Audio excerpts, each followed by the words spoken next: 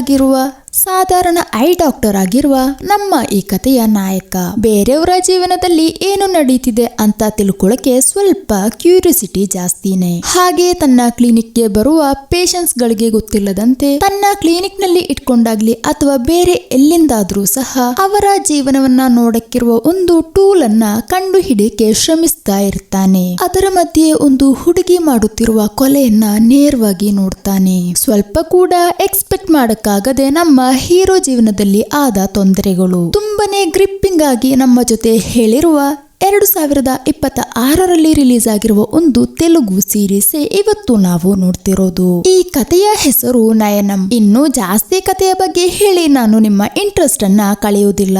ಯಾರಾದ್ರೂ ವಿಡಿಯೋಗೆ ಲೈಕ್ ಮಾಡಕ್ಕೆ ಮರೆತಿದ್ರೆ ಇವಾಗ್ಲೇ ಲೈಕ್ ಮಾಡಿ. ನನ್ನ ಚಾನೆಲ್ ಅನ್ನ ಹೊಸದಾಗಿ ನೋಡ್ತಿದ್ರೆ ನಿಮಗೆ ನಾನು ಹೇಳುವ ಕತೆ ಇಂಟ್ರೆಸ್ಟ್ ಆಗಿ ಅನಿಸಿದ್ರೆ ವಿಡಿಯೋನ ಫ್ರೆಂಡ್ಸ್ ಅಂಡ್ ಫ್ಯಾಮಿಲಿ ಅವರಿಗೆ ಶೇರ್ ಮಾಡಿ ಸಪೋರ್ಟ್ ಮಾಡಿ. ಹಾಗಾದ್ರೆ ಬನ್ನಿ ಪ್ರಾರಂಭಿಸೋಣ. ಈ ಕಥೆಯ ಪ್ರಾರಂಭದಲ್ಲಿ ನಾವು ನೋಡ್ತಿರೋದು ನಮ್ಮ ಈ ಮೂವಿಯ ಹೀರೋ ನಯನ್ ಇದಾನಲ್ವಾ, ಅವನು ತನ್ನ ಕ್ಲಿನಿಕ್ ಗೆ ಬಂದ್ಬಿಟ್ಟು ಏನೆಲ್ಲೋ ಎವಿಡೆನ್ಸ್ ಗಳನ್ನೆಲ್ಲ ಅಲ್ಲಿಂದ ನಾಶ ಮಾಡಕ್ಕೆ ಶ್ರಮಿಸ್ತಾ ಇರ್ತಾನೆ. ಹಾಗೆ ಲಾಕರ್ ನಿಂದ ಏನೋ ತೆಗೀತಿರುವಾಗ್ಲೇ ಹಿಂದ್ಗಡೆಯಿಂದ ಯಾರೋ ಬಂದ್ಬಿಟ್ಟು ಇವನ ತಲೆಗೆ ರಾಡ್ ನಿಂದ ಹೊಡಿತಾರೆ. ಅವಾಗ್ಲೇ ಪ್ರಜ್ಞೆ ತಪ್ಪಿ ಅವನು ಕೆಳಗಡೆ ಬೀಳ್ತಾನೆ. ಅವಾಗ್ಲೇ ಒಂದು ವಾಯ್ಸ್ ಮೂಲಕ ಅವನು ನಮ್ಮ ಜೊತೆ ಹೇಳ್ತಾನೆ, ಈ ಒಂದು ಅವಸ್ಥೆ ನನಗೆ ಬರಕ್ಕೆ ಕಾರಣ ಸಾಧಾರಣ ಒಂದು ಐ ಡಾಕ್ಟರ್ ಆಗಿದ್ದ ನನ್ನ ಜೀವನದಲ್ಲಿ ಏನೆಲ್ಲ ಸಂಭವಿಸಿತು ತಿಳ್ಕೋಬೇಕಂದ್ರೆ ಅದನ್ನ ನೀವು ಪೂರ್ತಿಯಾಗಿ ಕೇಳ್ಬೇಕು. ನ್ಯೂಟನ್ ಗ್ರಾವಿಟಿ ಕಂಡು ಹಿಡಿದಿರೋ ತರ ಲೈಫ್ ನಲ್ಲಿ ಒಂದೊಂದು ವಿಷಯಗಳನ್ನ ಕಂಡು ಹಿಡಿಯೋದು ನನಗೆ ತುಂಬಾನೇ ಇಂಟ್ರೆಸ್ಟಿಂಗ್ ಆಗಿತ್ತು. ಹಾಗೆ ನಾನು ಅವನ ಚಿಕ್ಕ ವಯಸ್ಸಿನ ಒಂದು ರಹಸ್ಯದ ಬಗ್ಗೆ ನಮ್ಮ ಜೊತೆ ಹೇಳ್ತಾನೆ. ಅಂದ್ರೆ ಅವನ ಅಮ್ಮ ತಂದೆಯ ಪಾಕೆಟ್ ನಿಂದ ಹಣವನ್ನ ಕದೀತಿರೋದನ್ನ ನಯನ್ ನೋಡಿದಾಗ ತಾಯಿಗೆ ತಿಳಿಯುತ್ತದೆ. ಇನ್ನು ಇವನು ಒಂದ್ ವೇಳೆ ತಂದೆ ಜೊತೆ ಹೇಳಿದ್ರೆ ಹಾಗೆ ಕದ್ದಿರುವ ಹಣದಿಂದ ಸ್ವಲ್ಪ ಅವನ ಕೈಗೆ ಕೊಟ್ಬಿಟ್ಟು ನೋಡು ಅಪ್ಪನ್ ಜೊತೆ ಹೇಳ್ಬಾರ್ದಾಯ್ತಾ, ಅವಾಗ ಅವನ್ ಕೂಡ ಮುಗುಳ್ನಗೆಯಿಂದ ಒಪ್ಕೊಳ್ತಾನೆ. ಹಾಗೆ ಶಾಲೆಗೆ ತಲುಪಿದಾಗ ಅವನಿಗೆ ಬಯಾಲಜಿ ವಿಷಯದಲ್ಲಿ ತುಂಬಾ ಇಂಟ್ರೆಸ್ಟ್ ಇರುತ್ತದೆ. ಅವಾಗ ಟೀಚರ್ ಹೇಳ್ತಾಳೆ, ನಮ್ಮ ಕಿವಿಗಳು ಸುಳ್ಳನ್ನ ಕೇಳುತ್ತದೆ, ಬಾಯಿ ಸುಳ್ಳನ್ನ ಹೇಳುತ್ತದೆ, ಆದ್ರೆ ಕಣ್ಣು ಮಾತ್ರ ಕಳ್ಳತನವನ್ನ ತೋರಿಸುವುದಿಲ್ಲ. ನಿಮ್ಮಲ್ಲಿ ಯಾರಿಗೆ ಒಂದು ಐ ಡಾಕ್ಟರ್ ಆಗಕ್ಕೆ ಇಷ್ಟ? ಅವಾಗ ನಯನ್ ಕೈ ಎತ್ತುತ್ತಾನೆ. ಅಂದ್ರೆ ನಯನ್ಗೆ ಕಣ್ಣಿನ ಬಗ್ಗೆ ತಿಳ್ಕೊಳಕ್ಕೆ ಯಾವಾಗ ನೋಡಿದ್ರು ತುಂಬಾನೇ ಇಂಟ್ರೆಸ್ಟ್ ಇರುತ್ತದೆ. ಅದರಲ್ಲಿ ಅವನಿಗೆ ಹೆಲ್ಪ್ ಮಾಡಿರೋದು ಅವನ ಶಿಕ್ಷಕಿ. ಆದ್ರಿಂದ ಬೇರೆಯವರ ಕಣ್ಣುಗಳ ಬಗ್ಗೆ ತಿಳ್ಕೊಳಕ್ಕೆ ನನಗೆ ತುಂಬಾನೇ ಕುತೂಹಲವಿತ್ತು. ಐನ್ಸ್ಟೀನ್ ಹೇಳ್ತಾನಲ್ವಾ, ಕುತೂಹಲ ನಮಗೆ ಗೆಲುವನ್ನ ಕೊಡುತ್ತದೆ ಅಂತ. ಆದ್ರೆ ನನ್ನ ವಿಷಯದಲ್ಲಿ ಐನ್ಸ್ಟೀನ್ ಹೇಳಿರೋದು ಒಂಚೂರು ಸರಿಯಾಗ್ಲಿಲ್ಲ. ನನಗೆ ಕ್ಯೂರಿಯಾಸಿಟಿಯಿಂದ ತುಂಬಾ ದೊಡ್ಡ ಅಪಾಯನೇ ನಡೆದಿದೆ. ಸ್ವಲ್ಪ ಹೊತ್ತು ಮುಂಚೆ ನೀವೇ ನೋಡಿದ್ರಲ್ವಾ ಕೆಳಗಡೆ ಬಿದ್ದಿರೋದು. ಸ್ವಲ್ಪ ದಿನಗಳ ನಂತರ ನಮ್ಮ ನಯನ್ ಇವಾಗ ಒಂದು ಐ ಡಾಕ್ಟರ್ ಆಗಿದ್ದಾನೆ. ನಯನ್ ಇವಾಗ ಒಬ್ಬನೇ ಒಂದು ಅಪಾರ್ಟ್ಮೆಂಟ್ ನಲ್ಲಿ ಸ್ಟೇ ಆಗಿರೋದು. ಹಾಗೆ ಬೆಳಿಗ್ಗೆ ಸ್ನಾನ ಮಾಡಿ ಫ್ರೆಶ್ ಅಪ್ ಆಗಿ ತನ್ನ ಕೆಲಸಕ್ಕೆ ಅಂತ ಹೋಗಕ್ಕೆ ಹೊರಡುವಾಗ ಲಿಫ್ಟ್ ನಲ್ಲಿ ತನ್ನ ಅಪಾರ್ಟ್ಮೆಂಟ್ ನಲ್ಲಿರುವ ಬೇರೊಬ್ಬ ವ್ಯಕ್ತಿಯನ್ನ ನೋಡ್ತಾರೆ. ಅವ್ರ ಜೊತೆ ಅವರ ಹೆಂಡತಿ ಚಿನ್ನದ ಬಳೆಯನ್ನ ತೆಗೆದುಕೊಡಕ್ಕೋಸ್ಕರ ಹೇಳ್ತಾ ಇರ್ತಾಳೆ. ಕಾರಣ ಏನಂದ್ರೆ ಅವಳು ನೋಡ್ತಿರುವ ಸೀರಿಯಲ್ ನಲ್ಲಿರುವ ಎಲ್ಲರ ಕೈಯಲ್ಲಿ ಚಿನ್ನದ ಬಳೆ ಇದಂತೆ. ನೀನು ನಮ್ಮ ಪಕ್ಕದ ಮನೆಯವ್ರನ್ನ ನೋಡಿ ಕಲಿ, ಅವರಿಗೆ ಈ ತರ ಏನಾದ್ರೂ ತೊಂದರೆ ಇದೆಯಾ? ಇವರು ಹೇಳ್ತಿರೋದನ್ನೆಲ್ಲ ನಮ್ಮ ಹೀರೋ ಕೇಳ್ತಾ ಇರ್ತಾರೆ. ಅಂದ್ರೆ ಸ್ವಲ್ಪ ಕ್ಯೂರಿಯಾಸಿಟಿ ಜಾಸ್ತಿ ಅಲ್ವಾ, ಆದ್ರಿಂದ ಯಾರದಾದ್ರೂ ವಿಷಯ ಕೇಳಕ್ಕೆ ನಮ್ಮ ಹೀರೋಗೆ ಮುಂಚೆನೆ ತುಂಬಾನೇ ಇಷ್ಟ. ಆದ್ರೆ ಹೀರೋ ನೋಡ್ತಿರೋದನ್ನ ನೋಡಿದಾಗ ಅವರು ಗುರಾಯಿಸ್ಕೊಂಡು ಅಲ್ಲಿಂದ ಹೊರಡ್ತಾರೆ. ಹಾಗೆ ಪಾರ್ಕಿಂಗ್ ನಲ್ಲಿ ತನ್ನ ಕಾರನ್ನ ತೆಗೆಗೆ ಬಂದಾಗ ಅಲ್ಲಿ ಸೆಕ್ಯೂರಿಟಿಯನ್ನ ನೋಡ್ತಾನೆ. ಅಲ್ಲ ಸರ್, ನೋಡಿ 2 ದಿನಗಳಾಯ್ತಲ್ವಾ, ನೀವು ಹೇಳಿರುವ ಅಪಾರ್ಟ್ಮೆಂಟ್ 204 ಇದಾರಲ್ವಾ, ಅವರು ಡಿವೋರ್ಸ್ ಆಗಕ್ಕೆ ಹೋಗ್ತಿದ್ದಾರೆ. ಅವಾಗ ಸೆಕ್ಯೂರಿಟಿ ನೋಡಿದ್ರೆ ಆದ್ರೆ ಅವರಿಬ್ರ ಮಧ್ಯೆ ಏನು ಸಮಸ್ಯೆ ಇಲ್ಲ ಅಲ್ವಾ, ನೀವೇನ್ ಸೆಕ್ಯೂರಿಟಿ ಅಲ್ಲ, ಸಮಸ್ಯೆ ಇಲ್ಲದೆ ಮತ್ತೆ ಯಾಕೆ ಅವರು ಡಿವೋರ್ಸ್ ಮಾಡ್ತಾರೆ? ನೀವು ವಾಚ್ಮ್ಯಾನ್ ತಾನೆ. ಈ ಅಪಾರ್ಟ್ಮೆಂಟ್ ನಲ್ಲಿರುವ ಎಲ್ಲರನ್ನು ತುಂಬಾ ವ್ಯಕ್ತವಾಗಿ ಸೀಕ್ರೆಟ್ ಆಗಿ ಒಮ್ಮೆ ವಾಚ್ ಮಾಡಿಬಿಡಿ. ನಂತರ ಅವರ ರಹಸ್ಯಗಳನ್ನೆಲ್ಲ ಸಂಜೆ ಬರುವಾಗ ನನ್ ಜೊತೆ ಹೇಳಿದ್ರೆ ಸಾಕು. ಅವಾಗ ಸೆಕ್ಯೂರಿಟಿ, ಅದೆಲ್ಲ ಹೇಳ್ತೀನಿ, ಒಂದು 100 ರೂಪಾಯಿ ಇರಬಹುದಾ? ಇಷ್ಟೆಲ್ಲ ಹಣ ನಿನಗೆ ಯಾಕೆ? ಅದು ಒಂದು ಪೆಗ್ ಕುಡಿಯಕ್ಕೆ. ಓಹೋ ಹೌದಾ, ಅದು ಶರೀರಕ್ಕೆ ಹಾನಿಕಾರ, ಆದ್ರಿಂದ 100 ರೂಪಾಯಿ ಕೊಡುವುದಿಲ್ಲ. ಹಾಗೆ ನಯನ್ ಇವಾಗ ಕಾರ್ ತಗೊಂಡು ಕ್ಲಿನಿಕ್ ಗೆ ಹೊರಡ್ತಾನೆ. ಅವಾಗ ಕ್ಲಿನಿಕ್ ನಲ್ಲಿ ನಮ್ಮ ಹೀರೋದು ಅಸಿಸ್ಟೆಂಟ್ ಇರ್ತಾನೆ. ಇವನ ಹೆಸರು ಚಂದ್ರ ಬಾಸ್ ಅಂತ. ನಾವು ನಾವು ಇವನನ್ನ ಶಾರ್ಟ್ ಆಗಿ ಬಾಸ್ ಅಂತ ಕರೆಯೋಣ. ಬಾಸಿಗೆ ಯಾರನ್ನೇ ಸಿಕ್ಕಿದ್ರು ಸಹ ಕ್ರೈಮ್ ಸ್ಟೋರಿ ಹೇಳ್ತಾ ಇರಬೇಕು. ಹಾಗೆ ಇವಾಗ ನಮ್ ನಯನನ್ನ ನೋಡಕ್ಕೆ ಬಂದಿರುವ ಒಂದು ಪೇಷಂಟ್ ಜೊತೆ ಯಾವುದೋ ಒಂದು ಕ್ರೈಮ್ ಸ್ಟೋರಿಯನ್ನ ಹೇಳ್ತಾ ಇರ್ತಾನೆ. ಒಂದು ರಾತ್ರಿ ಒಂದು ಮನೆಯಲ್ಲಿ ಒಬ್ಬಳು ಸ್ತ್ರೀ ಮರಣ ಹೊಂದಿದಳು. ಅವಳ ಹೆಸರು ರಾಧಿಕಾ. ಇದು ಕೇಳಿದಾಗ ಪೇಷಂಟ್ ನೋಡಿದ್ರೆ ನನ್ನ ಹೆಂಡತಿ ಹೆಸರು ಕೂಡ ರಾಧಿಕಾನೇ, ಆದ್ರೆ ಇದು ನಿಮ್ಮ ಕಥೆಯಲ್ಲ. ಇನ್ನು ಗಂಡನ ಹೆಸರು ಎಲ್ಲಾದ್ರೂ ಚಂದ್ರರಾವ್ ಅಂತ ಹೇಳಿದ್ರೆ ನಿನ್ನನ್ನ ನಾನು ಕೊಲೆ ಮಾಡ್ತೀನಿ. ಇಲ್ಲಪ್ಪ, ಅವ್ರ ಹೆಸರು ಬೇರೆ. ಯಾಕೆ ರಾಧಿಕಾಳನ್ನ ಅವಳ ಗಂಡ ಕೊಲೆ ಮಾಡಿರೋದು ಅಂತ ಗೊತ್ತಾ? ರೇಖಾ ಅಂತಿರುವ ಒಂದು ಹುಡುಗಿ ಜೊತೆ ಅವರಿಗೆ ಅಕ್ರಮ ಸಂಬಂಧವಿತ್ತು. ಇದು ಕೇಳಿದಾಗ ನಮ್ ಬಾಸ್ ಕಪಾಳಕ್ಕೆನೆ ರಾವೊಂದು ಬಾರಿಸ್ತಾನೆ. ಯಾಕಿವಾಗ ನೀವು ನನಗೆ ಹೊಡೆದಿದ್ದು? ನನ್ನ ಪಕ್ಕದ ಮನೆಯವ್ರ ಹೆಸರು ಕೂಡ ರೇಖಾ ಅಂತಾನೆ. ಅವಾಗ್ಲೇ ಅಲ್ಲಿ ಟೀ ಕೊಡಕ್ಕೆ ಒಬ್ಬರು ಬರ್ತಾರೆ. ಅವಾಗ ಬಾಸ್ ನೋಡಿದ್ರೆ ನನಗೂ ಒಂದು ಟೀ ಕೊಡು. ಟೀ ಕುಡ್ಬಿಟ್ಟು ದುಡ್ಡು ಕೊಡದೆ ಒಂದೊಂದು ಹೆದರಿಸುವ ಕತೆ ಹೇಳ್ತೀಯಲ್ವಾ? ಮೊದಲು ದುಡ್ಡು ಕೊಡು, ನಂತರ ಟೀ ಕೊಡ್ತೀನಿ.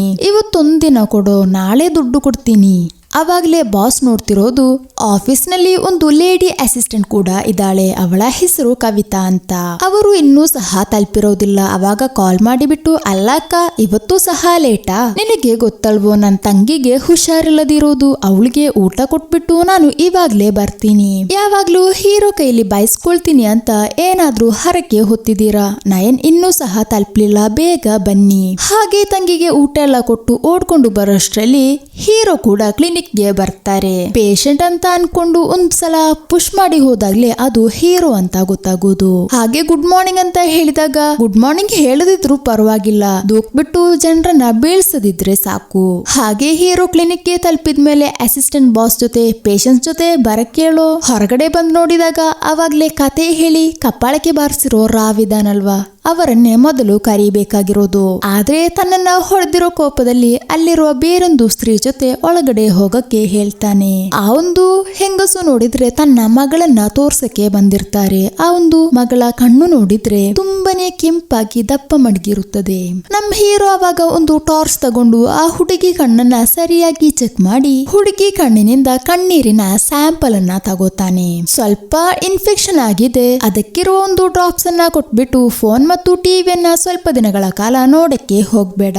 ಸರಿ ಆಯ್ತು ಅಂತ ಅವರು ಹೊರಟಾಗ ಸ್ವಲ್ಪ ಹೊತ್ತು ಮುಂಚೆ ಆ ಹುಡುಗಿ ಕಣ್ಣಿನಿಂದ ತೆಗೆದ ಕಣ್ಣೀರನ್ನ ಏನೋ ರಿಸರ್ಚ್ಗೆ ಅಂತ ತೆಗೆದಿಡ್ತಾರೆ. ಏನಕ್ಕಿರುವ ರಿಸರ್ಚ್ ಅಂತ ಸ್ವಲ್ಪ ಕಳೆಯುವಾಗ ನಮಗೆ ಗೊತ್ತಾಗುತ್ತದೆ. ನೆಕ್ಸ್ಟ್ ನಮ್ಮ ರಾವನ್ನ ಕರೆಸಿ ಅವರ ಕಣ್ಣನ್ನ ಒಂದು ಮಿಷಿನ್ ಮೂಲಕ ನೋಡ್ತಾ ಇರುವಾಗ್ಲೇ ಅವರ ಕಣ್ಣೀರ ಹಾಗೂ ಏನೋ ಒಂದು ದ್ರಾವಕವನ್ನ ಚಿಕ್ಕ ಒಂದು ನೀಡಲ್ ಮೂಲಕ ನಮ್ ನಯನ್ ತೆಗಿತಾನೆ. ಅದರ ನಂತರ ಬಂದಿರುವ ಎಲ್ಲಾ ಪೇಷಂಟ್ಸ್ ಗಳಿಂದಲೂ ಅವರಿಗೆ ಗೊತ್ತಿಲ್ಲದೇನೆ ಐ ಡ್ರಾಪ್ ಸ್ಯಾಂಪಲ್ಸ್ ಗಳನ್ನ ತೆಗೆದಿಡ್ತಾನೆ. ಹಾಗೆ ಬಂದ ಎಲ್ಲಾ ಪೇಷಂಟ್ಸ್ ಗಳು ಹೋದ್ರು ಅಂತ ಕನ್ಫರ್ಮ್ ಆದಾಗ ನಮ್ ಹೀರೋ ನಯನ್ ಅವರು ಅವರ ಕ್ಯಾಬಿನ್ ಅನ್ನ ಲಾಕ್ ಮಾಡ್ತಾರೆ.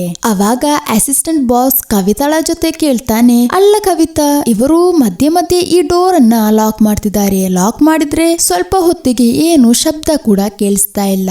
ಒಳಗಡೆ ಏನ್ ಮಾಡ್ತಿರಬಹುದು? ಯಾಕೋ ನಾವು ಅದೆಲ್ಲ ನೋಡೋ ಅವಶ್ಯಕತೆ, ನಾವು ಮಾಡ್ತಿರೋ ಕೆಲಸಕ್ಕೆ ತಿಂಗಳು ಕೊನೆಯಾಗುವಾಗ ಕರೆಕ್ಟ್ ಆಗಿ ಸ್ಯಾಲ್ರಿ ಸಿಗುತ್ತಿದ್ಯಾ ಅಂತ ನೋಡಿದ್ರೆ ಸಾಕಲ್ವಾ? ಹೇಳಿರುವಷ್ಟು ಕೆಲಸ ಮಾಡಿಬಿಟ್ಟು ನಾವು ಹೋಗೋಣ. ಹಾಗೆ ಆಲ್ಮೋಸ್ಟ್ ಕ್ಲಿನಿಕ್ ಕ್ಲೋಸ್ ಆಗುವ ಟೈಮ್ ಆದಾಗ ಅವರು ಹೊರಗಡೆ ಇಳಿತಾರೆ. ಅವರು ಹೋಗಿದ್ದನ್ನ ನೋಡಿದಾಗ ನಮ್ ಹೀರೋ ಒಳಗಡೆ ಒಂದು ಬುಕ್ದು ಶೆಲ್ಫ್ ಇದೆ. ಅದನ್ನ ಮೇಲೆ ತಳ್ಳಿದಾಗ ನೋಡುವಾಗ ಅಲ್ಲಿ ಒಂದು ಸೀಕ್ರೆಟ್ ರೂಮ್ ಇದೆ. ಹಾಗೆ ಅದರೊಳಗಡೆ ಹೋಗ್ತಾರೆ. ಅದೇ ಸಮಯ ಮತ್ತೊಂದ್ ಕಡೆ ಹೌಸ್ ವೈಫ್ ಆಗಿರುವ ಮಾಧವಿ ಅನ್ನೋ ಒಂದು ಹೆಂಗಸನ್ನೇ ನಾವು ಇವಾಗ ನೋಡ್ತಿರೋದು. ಅವರು ಕಿಚನ್ ನಲ್ಲಿ ತುಂಬಾ ಹೆಲ್ತಿ ಆಗಿರುವ ಒಂದು ವೆರೈಟಿ ದೋಸೆಯನ್ನ ರೆಡಿ ಮಾಡ್ತಾ ಇರ್ತಾರೆ. ಅದು ಬೇರೆ ಯಾರಿಗೂ ಅಲ್ಲ, ತನ್ನ ಗಂಡನಾದ ಒಬ್ಬ ಟೀಚರ್ ಇದ್ದಾನೆ ಅವರಿಗೆ. ಹಾಗೆ ಆ ಒಂದು ಊಟನ ಶಂಕರ್ಗೆ ಕೊಡುವಾಗ ಆಲ್ರೆಡಿ ಶಾಲೆಯ ಮಕ್ಕಳ ಎಕ್ಸಾಮ್ ಪೇಪರ್ಸ್ ಅನ್ನ ಅವನು ಕರೆಕ್ಷನ್ ಮಾಡ್ತಾ ಇರ್ತಾನೆ. ಇನ್ನೊಂದು 2 ಮಕ್ಕಳಿಗೆ ಸಂಜೆ ಟ್ಯೂಷನ್ ತೆಗಿಬೇಕಾಗುತ್ತದೆ. ಆದರೆ ಇವರಿಬ್ಬರ ಮಧ್ಯೆ ಸುಮಾರು 20 ವರ್ಷಗಳ ಡಿಫರೆನ್ಸ್ ಇರುತ್ತದೆ. ಅದು ಮಾತ್ರವಲ್ಲ, ಇವರ ಮದುವೆಯಾಗಿ ಸುಮಾರು 4-5 ವರ್ಷಗಳಾದ್ರೂ ಸಹ ಇವರಿಗೆ ಮಕ್ಕಳಿಲ್ಲ. ಇವಾಗ ಶಂಕರ್ ಸ್ವಲ್ಪ ರೊಮ್ಯಾಂಟಿಕ್ ಆಗಿ ನೋಡುವಾಗ ಶಾಲೆಯಲ್ಲಿ ಬೆಲ್ ಹೊಡೆಯಕ್ಕೆ ಟೈಮ್ ಆಯ್ತು, ಹೋಗಿ ಅಂತ ಹೆಂಡತಿ ಹೇಳ್ತಾಳೆ. ಅಷ್ಟ್ರಲ್ಲಿನೇ ಅವರ ಪಕ್ಕದ ಮನೆಯವರು ಅವರು ಬಾಗಿಲ್ ತಳ್ಬಿಟ್ಟು ಒಳಗಡೆ ಬರ್ತಾರೆ. ಅವರು ನೋಡಿದಾಗ ಶಂಕರ್ ನೋಡಿದ್ರೆ ಅಕ್ಕ ಕೊತ್ತಂಬರಿ ಸೊಪ್ಪು ಕೇಳ್ಕೊಳಕ್ಕೆ ಬಂದಿರಬಹುದಲ್ವಾ ಅಂತ ಸ್ವಲ್ಪ ನಾಚಿಕೆಯಿಂದ ಶಾಲೆಗೆ ಹೊರಡ್ತಾನೆ. ಆ ಒಂದು ಪಕ್ಕದ ಮನೆಯವರು ಬಂದಿರೋದು ಕೊತ್ತಂಬರಿ ಸೊಪ್ಪು ಕೇಳ್ಕೊಳಕಲ್ವಾ, ಹಾಗೆ ಫ್ರಿಜ್ ಇಂದ ಸೊಪ್ಪು ತೆಗೆದು ಕೊಟ್ಟಾಗ ಅಲ್ಲ ಮಗಳೇ, ನಿನ್ ಗಂಡನಿಗೆ ನನ್ನ ಗಂಡನಷ್ಟು ವಯಸ್ಸಿದೆಯಲ್ವಾ, ನಿನಗ್ ನೋಡಿದ್ರೆ ನನ್ ಮಗಳ ವಯಸ್ಸಿರಬಹುದು. ಇದು ಕೇಳಿದಾಗ ಅವಳಿಗೆ ಕೋಪ ಬಂದ್ಬಿಟ್ಟು ಆ ಸೊಪ್ಪನ್ನ ವಾಪಸ್ ಕೇಳ್ಕೊಂಡು ಬಾಗಿಲನ್ನ ಮುಚ್ಚುತ್ತಾಳೆ. ಕೋಪದಲ್ಲಿ ಬಾಗಿಲು ಮುಚ್ಚಿ ಒಳಗಡೆ ನಡೆದಾಗ ಗೊತ್ತಿಲ್ಲದೇನೆ ಅವಳ ಕನ್ನಡಿಯನ್ನೇ ಅವಳು ಮೆಟ್ಟುತ್ತಾಳೆ. ಹಾಗೆ ಅದು ಹೊಡೆದೋಗುತ್ತದೆ. ಅದೇ ಸಮಯ ನಯನ್ ನೋಡಿದ್ರೆ ರಾತ್ರಿ ತನ್ನ ಅಂಗಡಿನ ಓಪನ್ ಮಾಡಿಬಿಟ್ಟು ಆ ಒಂದು ಬುಕ್ ಶೆಲ್ಫ್ ನೊಳಗಡೆ ಇರುವ ರಹಸ್ಯ ಕೋಣೆ ಇದೆ ಅಲ್ವಾ, ಅದನ್ನ ಓಪನ್ ಮಾಡ್ತಾರೆ. ನಂತರ ಬೆಳಿಗ್ಗೆ ನಾವು ನೋಡಿರೋ ತರ ತುಂಬಾ ದಿನದ ಹಲವಾರು ಪೇಷಂಟ್ಸ್ ನ ಸ್ಯಾಂಪಲ್ಸ್ ಗಳನ್ನೆಲ್ಲ ತೆಗೆದಿಟ್ಟಿರ್ತಾನಲ್ವಾ, ಆ ಸ್ಯಾಂಪಲ್ಸ್ ಗಳನ್ನೆಲ್ಲ ಸ್ಪೆಷಲ್ ಆಗಿ ಡಿಸೈನ್ ಮಾಡಿರುವ ಒಂದು ಲೈನ್ ನಲ್ಲಿ ಸ್ಪ್ರೆಡ್ ಮಾಡಿ ಒಂದು ಕಾಂಟ್ಯಾಕ್ಟ್ ಲೆನ್ಸ್ ನಲ್ಲಿ ಮಾಡಿಬಿಟ್ಟು ಯುನೀಕ್ ಆಗಿರುವ ಸ್ಪೆಕ್ ನ ಒಂದೊಂದು ಗ್ಲಾಸ್ ನಲ್ಲಿ ಸ್ಪ್ರೆಡ್ ಮಾಡಿ ನೋಡಿದಾಗ ನಯನ್ ಡಿಸೈನ್ ಮಾಡಿರುವ ಆ ಒಂದು ಸ್ಪೆಷಲ್ ಸ್ಪೆಕ್ಸ್ ನಲ್ಲಿ ಅವನು ಎಕ್ಸ್ಪೆಕ್ಟ್ ಮಾಡಿರೋ ತರನೇ ಕೆಲವು ಲೈಟ್ ಗಳು ಬರುತ್ತದೆ. ಅಂದ್ರೆ ಅವನು ಮಾಡಿದ ಪ್ರಯೋಗ ಸಕ್ಸಸ್ಫುಲ್ ಆಯಿತು. ಬೆಳಿಗ್ಗೆ ನಯನನ್ನ ನೋಡಕ್ಕೆ ಬಂದಿರುವ ಆ ಹುಡುಗಿ ಇವಾಗ ಏನ್ ಮಾಡ್ತಿದ್ದಾಳೆ ಅಂತ ನೋಡುವಾಗ ಆ ಹುಡುಗಿಯ ಬರ್ತ್ ಡೇ ಆಗಿರುತ್ತದೆ ಇವತ್ತು. ಆದ್ರಿಂದ ಅವಳಿಗೆ ಒಂದು ಡ್ರೆಸ್ ಅನ್ನ ಅಮ್ಮ ಕೊಟ್ಟಿರ್ತಾಳೆ. ಅವಳು ಆ ಒಂದು ಡ್ರೆಸ್ ಅನ್ನ ಕನ್ನಡಿ ಮುಂದೆ ನಿಂತ್ಕೊಂಡು ಚೇಂಜ್ ಮಾಡಕ್ಕೆ ನೋಡುವಾಗ ಬೇಡದಿರೋದನ್ನ ಏನು ನೋಡೋದ್ ಬೇಡ ಅಂತ ಬೇಗನೆ ಹೀರೋ ಆ ಗ್ಲಾಸ್ ಅನ್ನ ರಿಮೂವ್ ಮಾಡ್ತಾನೆ. ನಮ್ ಹೀರೋಗೆ ಬೇರೆಯವ್ರ ಜೀವನದಲ್ಲಿ ಏನು ನಡೀತಿದೆ ಅಂತ ತಿಳ್ಕೊಳಕ್ಕೆ ಸ್ವಲ್ಪ ಕುತೂಹಲವಿದೆ ಅಷ್ಟೇ ಹೊರತು ನಮ್ ಹೀರೋ ಏನು ಕೆಟ್ಟ ವ್ಯಕ್ತಿಯಲ್ಲ. ಹಾಗೆ ಇನ್ನೊಬ್ಬ ಪೇಷಂಟ್ ಏನ್ ಮಾಡ್ತಿದ್ದಾನೆ ಅಂತ ಅವನ ಕಣ್ಣೀರಿನಿಂದ ನೋಡುವಾಗ ಅವನು ಎಲೆ ಅಡಿಕೆ ತಿನ್ನಕ್ಕೆ ನೋಡ್ತಾ ಇರ್ತಾನೆ. ಬೇರೆಯವ್ರ ಜೀವನದಲ್ಲಿ ಏನು ನಡೀತಿದೆ ಅಂತ ಅವರಿಗೆ ಗೊತ್ತಾಗದೇನೆ ಹೀರೋ ನೋಡ್ತಾ ಇರ್ತಾನೆ. ಅಂದ್ರೆ ಬೇರೆಯವ್ರ ಲೈಫ್ ನಲ್ಲಿ ಏನು ನಡೀತಿದೆ ಅಂತ ತಿಳ್ಕೊಳಕ್ಕೋಸ್ಕರನೇ ನಮ್ ಹೀರೋ ಇಷ್ಟೆಲ್ಲ ಕಷ್ಟಪಟ್ಟು ರಿಸರ್ಚ್ ಮಾಡಿರೋದು. ಹಾಗೆ ಇವಾಗ ನ್ಯೂಟನ್ದು ಫೋಟೋ ಹತ್ತಿರ ತನ್ನ ಫೋಟೋವನ್ನ ಅಣಿಸಿಬಿಟ್ಟು ನ್ಯೂಟನ್ಗಿಂತ ತುಂಬಾ ಒಳ್ಳೆ ರಿಸರ್ಚ್ ಅನ್ನ ನಾನೇ ನಡೆಸಿರೋದು ಅಂತ ಬರ್ದಿರ್ತಾನೆ. ಇಲ್ಲಿನೇ ಈ ಕಥೆಯ ಮೊದಲ ಎಪಿಸೋಡ್ ಮುಕ್ತಾಯವಾಗುತ್ತದೆ. ಎರಡನೇ ಎಪಿಸೋಡ್ ನ ಪ್ರಾರಂಭದಲ್ಲಿ ನಮ್ಮ ಹೀರೋ 3 ವರ್ಷಗಳ ಮುಂಚೆ ತನ್ನ ಕೋರ್ಸ್ ಅನ್ನ ಜರ್ಮನಿಯಲ್ಲೇ ಮಾಡಿದ್ದರು. ಆ ಟೈಮ್ ನಲ್ಲಿ ಅಲ್ಲಿ ಇಟ್ಕೊಂಡೆ ಈ ಒಂದು ಸ್ಪೆಷಲ್ ಕನ್ನಡಕವನ್ನ ಕಂಡು ಹಿಡಿಯಕ್ಕಿರುವ ರಿಸರ್ಚ್ ಗಳನ್ನ ಶುರು ಮಾಡಿದ್ದರು. ಆ ಒಂದು ಟೈಮ್ ನಲ್ಲಿ ನಮ್ಮ ಹೀರೋನ ಒಬ್ಬ ಪ್ರೊಫೆಸರ್ ಹೆಲ್ಪ್ ಮಾಡ್ತಿದ್ದರು. ಅವರು ಇವಾಗ ಹೀರೋ ಹತ್ತಿರ ಬಂದ್ಬಿಟ್ಟು ನಿನಗೆ ಬೇರೆಯವ್ರ ಜೀವನದಲ್ಲಿ ಏನು ನಡೀತಿದೆ ಅಂತ ಗೊತ್ತಾಗಕ್ಕೆ ತುಂಬಾ ಖುಷಿ ಅಲ್ವಾ, ಆದ್ರೆ ನಿನ್ ಜೀವನ ಯಾವ ಕಡೆ ಹೋಗ್ತಿದೆ ಅಂತ ನಿನಗೇನಾದ್ರೂ ಐಡಿಯಾ ಇದೆಯಾ? ತುಂಬಾ ಆಯ್ತಲ್ಲ ಒಂದು ಥೀಸಿಸ್ ಹಿಂದೆ, ಇನ್ನೂ ಸಹ ಹಣ ಖರ್ಚು ಮಾಡಕ್ಕೆ ನನಗೆ ಆಗೋದಿಲ್ಲ. ಅವಾಗ ಹೀರೋ, ಸರ್ ನಾನ್ ನಿಮಗೊಂದು ವಿಷಯ ತೋರಿಸ್ಕೊಡ್ತೀನಿ. ಹೊಸದಾಗಿ ನಾನೊಂದು ಸಿರಿಂಜ್ ಅನ್ನ ಕಂಡು ಹಿಡಿದಿದ್ದೀನಿ.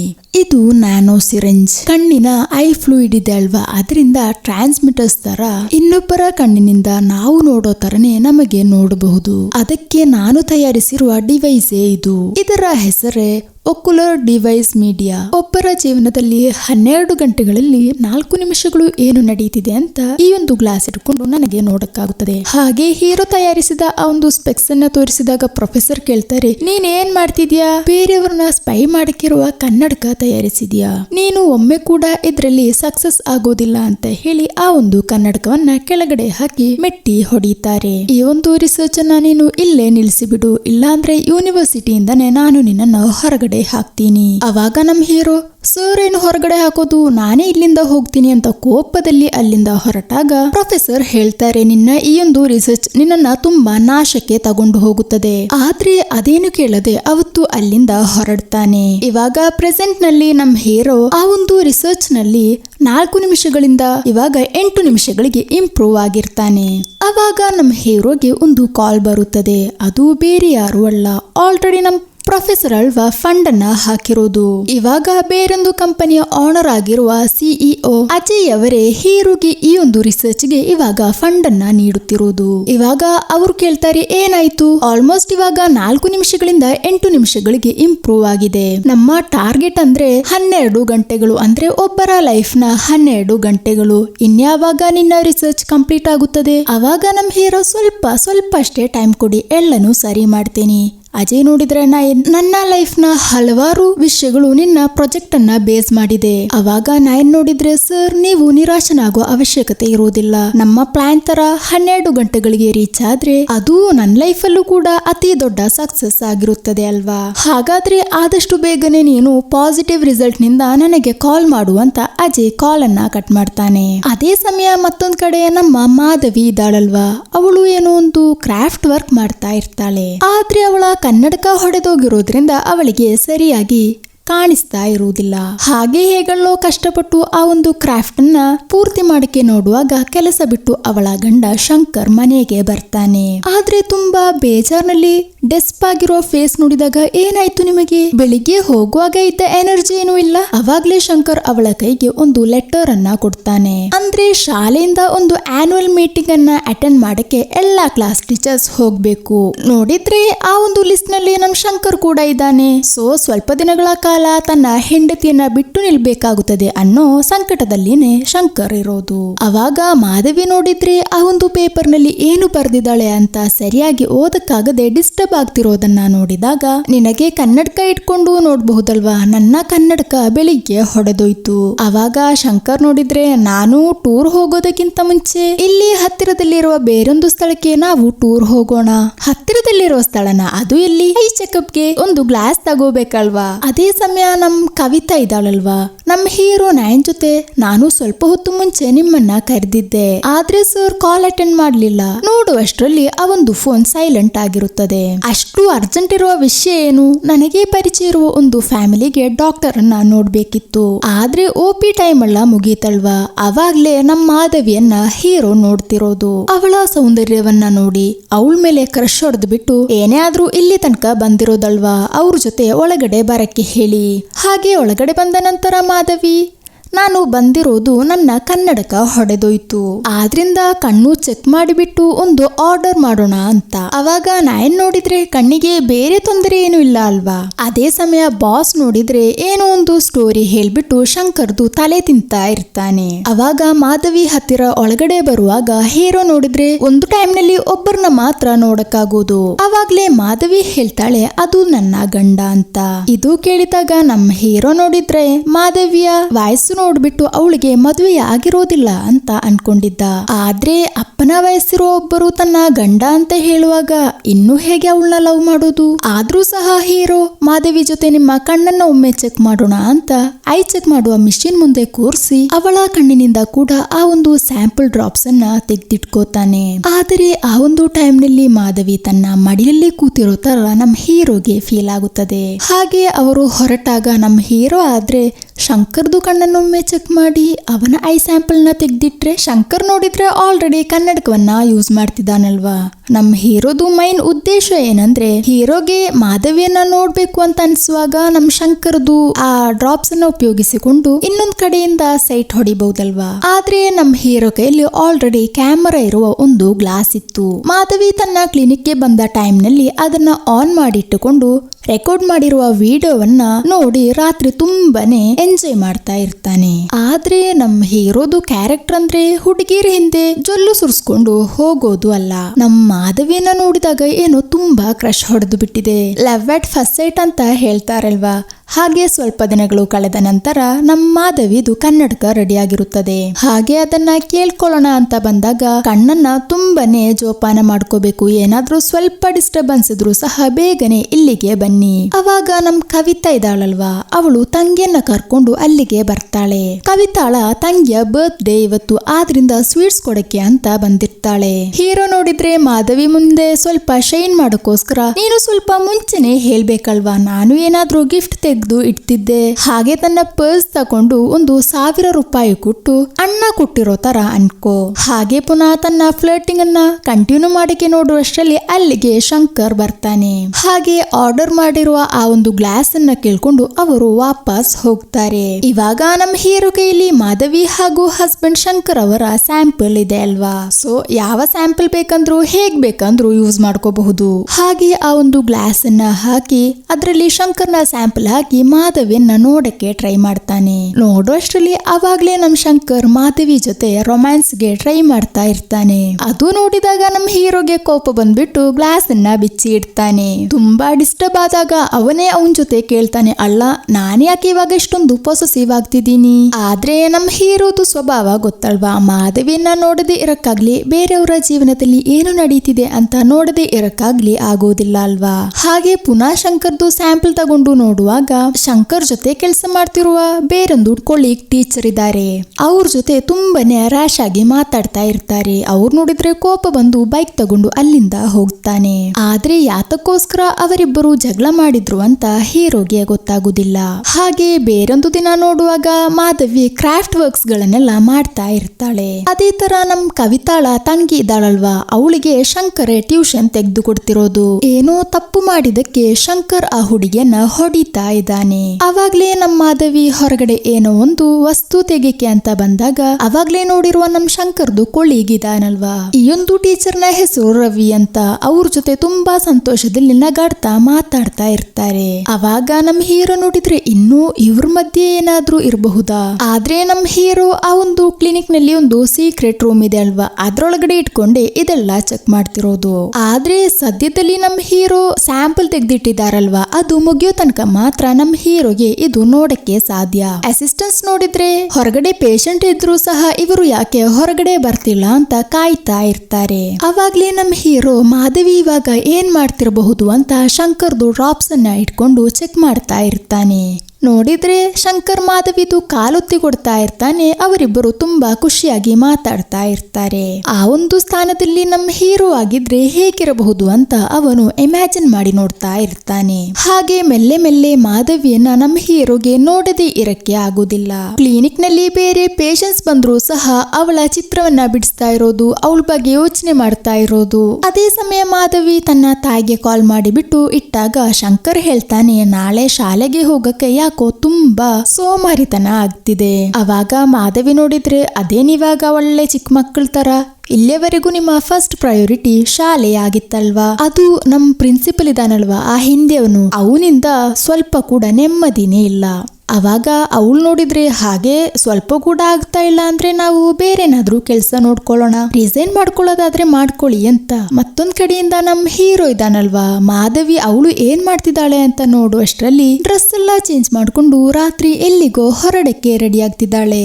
ಆದ್ರೆ ಅವಳ ಕಣ್ಣನ್ನ ಬಿಟ್ಟು ಮುಖ ಏನು ಕಾಣದ ತರ ಫುಲ್ ಶಾಲ್ ನಿಂದ ಕವರ್ ಮಾಡ್ಕೊಂಡಿರ್ತಾಳೆ. ನಂತರ ತನ್ನ ಗಂಡ ನಿದ್ದೆ ಮಾಡಿದಾನ ಅಂತ ರೂಮ್ಗೆ ಬಂದು ಪುನಃ ಚೆಕ್ ಮಾಡಿ ಮೆಲ್ಲೆ ಸೌಂಡ್ ಮಾಡದೆ ಮನೆಯಿಂದ ಇಳಿತಾಳೆ. ಅವಾಗ ಹೊರಗಡೆ ಬೇರೊಂದು ಹೂಡಿ ಹಾಕಿರುವ ಒಬ್ಬರು ಇವಳನ್ನ ಕಾಯ್ತಾ ಇದ್ದರು. ಇನ್ನು ಅವಳ ಸೀಕ್ರೆಟ್ ಲವರ್ ಏನಾದ್ರೂ ಆಗಿರಬಹುದಾ, ಓಡಿ ಹೋಗ್ತಿದಾರಾ ಅಂತ ನಮ್ ಹೀರೋಗೆ ಏನು ಗೊತ್ತಾಗುವುದಿಲ್ಲ. ಆ ಹೂಡಿ ಹಾಕಿರುವ ವ್ಯಕ್ತಿ ಯಾರು ಅಂತ ಸ್ವಲ್ಪ ನೋಡಿ ತಿಳ್ಕೊಳ್ಳೋಣ ಅಂತ ಎಷ್ಟೇ ಟ್ರೈ ಮಾಡಿದ್ರು ಸಹ ನಮ್ ಹೀರೋ ಅದು ಸಾಧ್ಯವಾಗ್ಲಿಲ್ಲ. ಅದೇ ತರ ನಮ್ ಮಾಧವಿ ನೋಡಿದ್ರೆ ಫೋನ್ ನಲ್ಲಿರುವ ಸಿಮ್ ಅನ್ನ ಚೇಂಜ್ ಮಾಡಿಬಿಟ್ಟು ಬೇರೊಂದು ಸಿಮ್ ಹಾಕಿ ಯಾರಿಗೋ ಮೆಸೇಜ್ ಕಾಲ್ ಎಲ್ಲ ಮಾಡ್ತಾ ಇರ್ತಾಳೆ. ಆದ್ರೆ ನಮ್ ಹೀರೋಗೆ ಮತ್ತೊಂದ್ ಕಡೆ ನಡೀತಿರೋದನ್ನ ನೋಡಕ್ಕೆ ಅಷ್ಟೇ ಅಲ್ವಾ ಸಾಧ್ಯ, ಕೇಳಕ್ಕೆ ಆಗೋದಿಲ್ಲ ಅಲ್ವಾ. ನೋಡಿದ್ರೆ ಮತ್ತೊಂದು ದಿನ ಆ ಒಂದು ಹೂಡಿ ಹಾಕಿರುವ ವ್ಯಕ್ತಿ ಇವಳ ಮನೆಗೆ ಬರ್ತಾರೆ. ಅವಳು ಅವರನ್ನ ಒಳಗಡೆ ಕರ್ಕೋತಾಳೆ. ನೋಡಿದ್ರೆ ನಮ್ ಹೀರೋ ತನ್ನ ಸ್ವಂತ ಲವರ್ ತರ ತಾನೇ ಮಾಧವಿಯನ್ನ ನೋಡ್ತಿರೋದು. ಅವಳು ತನಗೆ ಮೋಸ ಮಾಡಿದ್ಲು ಅಂತ ಕ್ಲಿನಿಕ್ ಒಳಗಡೆಯಿಂದ ಒಳ್ಳೆ ಹುಚ್ಚಂತರ ಕಿರ್ಚುತ್ತಾ ಇರ್ತಾನೆ. ಆಲ್ರೆಡಿ ಹೊರಗಡೆ ತುಂಬಾ ಪೇಷಂಟ್ಸ್ ವೇಟ್ ಮಾಡ್ತಾ ಇರ್ತಾರೆ. ಆದ್ರೆ ನಮ್ ಹೀರೋ ಬಾಗಿಲನ್ನು ಸಹ ತೆರೀತಾ ಇರೋದಿಲ್ಲ. ಇವರಿಗೆ ಇದೇನಾಯ್ತು, ಸ್ವಲ್ಪ ವಿಚಿತ್ರವಾಗಿರೋ ಒಬ್ಬ ಮನುಷ್ಯನೇ. ಅವಾಗ ಕವಿತಾ ಹೇಳ್ತಾಳೆ, ನನ್ನ ತಂಗಿಯನ್ನ ಸ್ವಲ್ಪ ನೋಡಿ ಬರ್ತೀನಿ, ಅವಳಿಗೆ ಹುಷಾರಿಲ್ಲ ಅಲ್ವಾ, ಕ್ಲಿನಿಕ್ ಅನ್ನ ನೋಡ್ಕೋ, ಏನಾದ್ರೂ ಇದ್ರೆ ಕಾಲ್ ಮಾಡು ಆಯ್ತಾ. ಆದ್ರೆ ಸ್ವಲ್ಪ ಹೊತ್ತು ಕಳೆದ್ಮೇಲೆ ನಮ್ ಹೀರೋ ನಯನ್ ಇದಾನಲ್ವಾ, ಅವನ ಕೋಪ ಸ್ವಲ್ಪ ಕಮ್ಮಿ ಆಗುತ್ತದೆ. ಇವಾಗ ಶಂಕರ್ ಏನ್ ನೋಡ್ತಿರಬಹುದು, ಹಾಗಂತ ಅವರ ಡ್ರಾಪ್ಸ್ ಅನ್ನ ಲೆನ್ಸ್ಗೆ ಹಾಕಿ ಆ ಕನ್ನಡಿಯನ್ನ ಇಟ್ಟು ನೋಡಿದಾಗ ನಯನ್ ತುಂಬಾನೇ ಶಾಕ್ ಆಗ್ಬಿಡ್ತಾನೆ. ಇಷ್ಟರ ತನಕ ಅವನು ತುಂಬಾ ಪ್ರೀತಿ ಮಾಡಿದ ಆ ಮಾಧವಿ ಇದಾಳಲ್ವಾ, ಅವಳು ಒಂದು ಚಾಕು ತಗೊಂಡು ಶಂಕರ್ನ ಕೊಲೆ ಮಾಡಕ್ಕೆ ಅಂತ ಅವನ್ ನೇರವಾಗಿ ಬರ್ತಾ ಇರ್ತಾಳೆ. ನಂತರ ಆ ಚಾಕಿಡ್ಕೊಂಡು ಅವನ ಕುತ್ತಿಗೆಗೆ ಚುಚ್ಚುತ್ತಾಳೆ. ರಕ್ತ ಬಂದ್ರೂ ಸಹ ಅವಳ ಕೋಪ ಮುಗಿಯದೆ ಪುನಃ ಚುಚ್ಚುತ್ತಾ ಇರ್ತಾಳೆ. ಅಂದ್ರೆ ತನ್ನ ಗಂಡನ ಜೊತೆ ಏನೋ ತುಂಬಾ ಹಾಗೆ ಅವಳಿಗೆ ಹುಡುಗಿ ಇದೆ. ಅವಳು ತನ್ನ ಗಂಡನನ್ನ ಕೊಲೆ ಮಾಡ್ತಿರೋದನ್ನ ನಮ್ಮ ಹೀರೋ ನೋಡಿ ತುಂಬಾನೇ ಶಾಕ್ ಆಗಿ ನಿಂತಿರ್ತಾರೆ. ಅಲ್ಲ, ಇವಳು ಇವಾಗ ಯಾಕೆ ಶಂಕರನ್ನ ಕೊಲೆ ಮಾಡಿರೋದು? ಆಲ್ರೆಡಿ ಅವಳಿಗೆ ಒಂದು ಅಫೇರ್ ಇದೆ ಅಲ್ವಾ? ಮೇ ಬಿ ಅದನ್ನ ಶಂಕರ್ ಕಂಡು ಹಿಡಿದಿರಬಹುದು. ಇನ್ನು ಶಂಕರ್ದು ಬಾಡಿನ ಅವಳು ಏನ್ ಮಾಡ್ತಾಳೆ? ಆದ್ರೆ ಅದನ್ನ ನೋಡಕ್ಕಿರುವ ಧೈರ್ಯ ಇಲ್ಲದೆ ನಮ್ಮ ಹೀರೋ ಅವಾಗ್ಲೇ ಅಲ್ಲಿ ಪ್ರಜ್ಞೆ ತಪ್ಪಿ ಬೀಳ್ತಾರೆ. ಹಾಗೆ ಮಾರನೇ ದಿನ ನಮ್ ಅಸಿಸ್ಟೆಂಟ್ ಹುಡುಗ ಕ್ಲಿನಿಕ್ಗೆ ಬಂದು ನೋಡಿದಾಗ ಆಲ್ರೆಡಿ ಶಟರ್ ಅನ್ನ ಅರ್ಧ ತೆಗ್ದಿರ್ತಾರೆ. ಅಲ್ಲ, ಇದ್ಯಾಕೆ ತೆರೆದಿದೆ? ಇನ್ನು ಒಳಗಡೆ ಹೀರೋ ಇರಬಹುದಾ? ಆದ್ರೆ ಒಳಗಡೆ ಎಲ್ಲಿ ನೋಡಿದ್ರು ಸಹ ಹೀರೋನ ಕಾಣುವುದಿಲ್ಲ. ಅವಾಗ್ಲೇ ನಮ್ ಹೀರೋ ಎಲ್ಲಿರೋದು ಅಂತ ನಮಗೆ ತೋರಿಸ್ತಾರೆ. ಹೀರೋ ಸ್ಟೇಷನ್ಗೆ ಬಂದ್ಬಿಟ್ಟು, ಸರ್, ನಾನು ನಿನ್ನೆ ರಾತ್ರಿ ಒಂದು ಕೊಲೆಯನ್ನ ನೇರವಾಗಿ ನೋಡಿದೀನಿ. ಅವಾಗ ಪೊಲೀಸ್ ಅವರು ಎಲ್ಲಿ ಯಾರನ್ನ ಕೊಲೆ ಮಾಡಿದ್ರು? ಹೀರೋ ನೋಡಿದ್ರೆ ಶಂಕರನ ಅವರ ಹೆಂಡತಿ ಕೊಲೆ ಮಾಡಿದ್ರು. ಅವಾಗ ಪೊಲೀಸ್, ಆ ಟೈಮ್ನಲ್ಲಿ ನೀನಲ್ಲಿ ಏನ್ ಮಾಡ್ತಿದ್ದೆ? ಕೊಲೆ ಮಾಡ್ಬಿಟ್ಟು ಬೇರೆಯವರ ತಲೆ ಮೇಲೆ ಹಾಕ್ತಿದ್ಯಾ? ಹಾಗೆ ಪೊಲೀಸ್ ಅವರು ಹೀರೋನ ಅರೆಸ್ಟ್ ಮಾಡುವಾಗ ಸಡನ್ ಆಗಿ ನಮ್ ಹೀರೋ ನಿದ್ದೆಯಿಂದ ಎದ್ದೇಳ್ತಾನೆ. ಅಂದ್ರೆ ಕಳೆದ ದಿನ ನಮ್ ಹೀರೋ ಆ ಒಂದು ಸೀಕ್ರೆಟ್ ರೂಮ್ ನಲ್ಲಿ ಪ್ರಜ್ಞೆ ತಪ್ಪಿ ಬಿದ್ರಲ್ವಾ? ಅವಾಗ ನಮ್ ಹೀರೋ ಕನಸು ಕಂಡಿದ್ದು. ಇನ್ನು ಇವಾಗ ಹೋಗಿ ಸ್ಟೇಷನ್ ಅಲ್ಲಿ ಕಂಪ್ಲೇಂಟ್ ಮಾಡಿದ್ರೆ ತನ್ನ ಗತಿ ಇದಾಗಿರಬಹುದು. ಅದೆಲ್ಲ ತಾನೂ ರೆಡಿ ಮಾಡಿರೋ ಒಂದು ಡಿವೈಸ್ ಇಟ್ಕೊಂಡೆ ಇವನ್ನೆಲ್ಲವನ್ನು ನೋಡಿರೋದು ಅಂತ ಪೊಲೀಸ್ ನಂಬೇಕಲ್ವಾ? ಮತ್ತೊಬ್ಬರ ಪ್ರೈವಸಿಯಲ್ಲಿ ನೋಡಿರೋದಕ್ಕೆ ತನ್ನನ್ನೇ ಪೊಲೀಸ್ ಅವರು ಮೊದಲು ಅರೆಸ್ಟ್ ಮಾಡಬಹುದು. ಆ ಒಂದು ಕ್ರೈಮ್ ತನ್ನ ತಲೆ ಮೇಲೆ ಆಗುತ್ತೆ ಅಂತ ಕನ್ಫರ್ಮ್ ಆದಾಗ ಸ್ಟೇಷನ್ಗೆ ಹೋಗದೆ ಸುಮ್ಮನೆ ಆಗ್ತಾನೆ. ಇದುವರೆಗೆ ಮಾಧವಿಯನ್ನ ತುಂಬಾ ಇನ್ನೋಸೆಂಟ್ ಆಗಿರೋ ಒಂದು ಹುಡುಗಿಯಾಗಿ ನೋಡಿ ಅವಳ ಸೌಂದರ್ಯದ ಹಿಂದೆ ಇರುವ ಒಂದು ಕೊಲೆಯಾಳಿಯನ್ನ ಅವನು ನೋಡಿದ ಅಲ್ವಾ? ಅವಾಗ್ಲೇ ನಮ್ ಅಸಿಸ್ಟೆಂಟ್ ಬಾಸ್ ಇದಾನಲ್ವಾ, ಅವರು ಹೀರೋದು ಫೋನ್ಗೆ ಕಾಲ್ ಮಾಡಿ ನೋಡ್ತಾರೆ ಎಲ್ಲಿ ಇರೋದು ಅಂತ ನೋಡಕ್ಕೆ. ಅವಾಗ ಆ ಕ್ಲಿನಿಕ್ ನ ಕಬೋರ್ಡ್ ನಿಂದಲೇ ಫೋನ್ ರಿಂಗ್ ಆಗುತ್ತದೆ. ಅವಾಗ್ಲೇ ಅವನಿಗೆ ಗೊತ್ತಾಗೋದು ಇದ್ರೊಳಗಡೆ ಈ ತರ ಇರೋ ಒಂದು ಸೀಕ್ರೆಟ್ ರೂಮ್ ಇದೆ ಅಂತ. ಸರ್ ಏನ್ ಮಾಡ್ತಿದಾರ ಇಲ್ಲಿ? ಅವಾಗ ನಾನ್ ನೋಡಿದ್ರೆ ಎಷ್ಟು ಬೆಳಿಗ್ಗೆ ನೀನೇನ್ ಮಾಡ್ತಿದ್ಯಾ ಇಲ್ಲಿ? ಅದು ನಾನು ಹಾಲ್ ತೆಗಿಕೆ ಬಂದಾಗ ಶಟ್ರ್ ಓಪನ್ ಆಗಿರೋದನ್ನ ನೋಡ್ದೆ. ಅದು ರಾತ್ರಿ ನನಗೆ ಸ್ವಲ್ಪ ಕೆಲಸವಿತ್ತು. ನಾನು ತುಂಬಾನೇ ಡಿಸ್ಟರ್ಬ್ ಆಗಿದ್ದೀನಿ. ಒಂದು 3-4 ದಿನಗಳಿಗೆ ನಾನು ಕ್ಲಿನಿಕ್ ಅನ್ನ ಓಪನ್ ಮಾಡೋದಿಲ್ಲ. ನೀನೊಂದ್ ಕೆಲ್ಸ ಮಾಡು, ಇದ ನಿನ್ನ ಸ್ಯಾಲರಿ.